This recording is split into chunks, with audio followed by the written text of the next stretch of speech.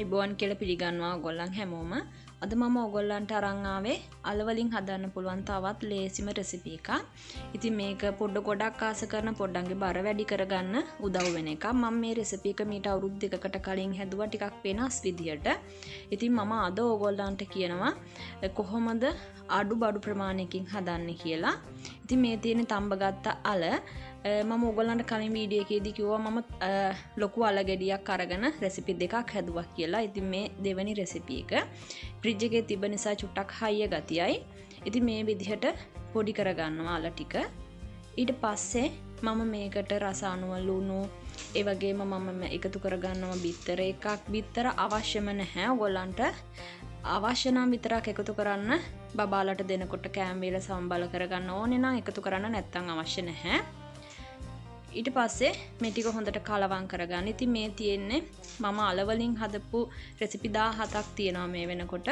බබාලගේ බර වැඩි වෙන විදිහට. ඒ ටිකත් ඕගොල්ලන්ට බලන්න පුළුවන් ප්ලේලිස්ට් එකට ගිහිල්ලා.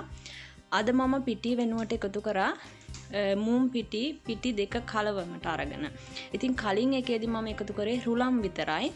ඉතින් ඕගොල්ලන්ට අවශ්‍ය ඕන පිටි වර්ගයක් එකතු කරගන්න පුළුවන්. මේ තියෙන්නේ කලින් එක හදනකොට මම එකතු කරගත්තු දේවල්.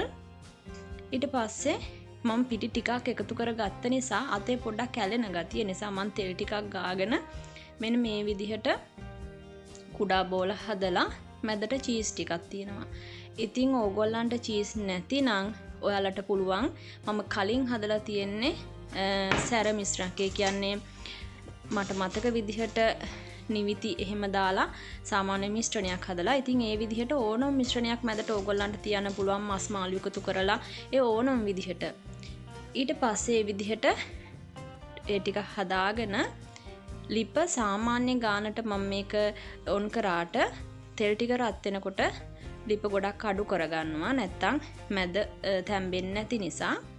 ඉතින් මේ විදිහට තෙල් ටිකක් එකතු කරලා තෙල් ටික රත් වෙනකොට මම අර හදාගත්ත ටික තියෙනවා.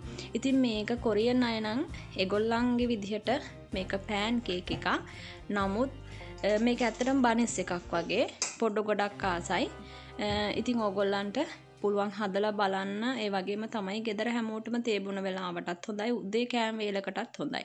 පොඩ්ඩන්ට නම් දවල්ට රැට උනත් දෙන්න පුළුවන් සම්බල විදිහට මැද මිශ්‍රණය හදලා මැද මිශ්‍රණයට මාළු මාස් ඔය ඕන දෙයක් ඕගොල්ලන්ට එළවලු ටික එකතු කරලා හදලා සම්බල කරලා මේ වගේ දෙකක් විතර බබාලට කවා ගත්තාම ප්‍රධාන වේලකටත් ඇති.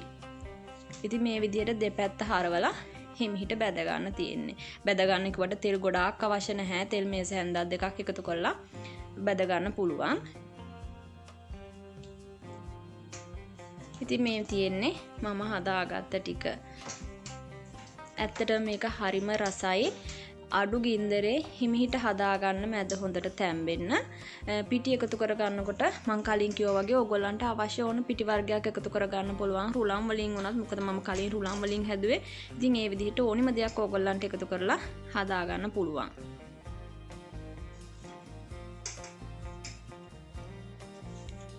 ඉතින් එහෙනම් ඕගොල්ලන් හැමෝම පරිස්සමින් ඉන්න. ආයෙමත් දවසක ඕගොල්ලන්ට තවත් මේ වගේම රෙසිපි එකක් අරන් එන්න.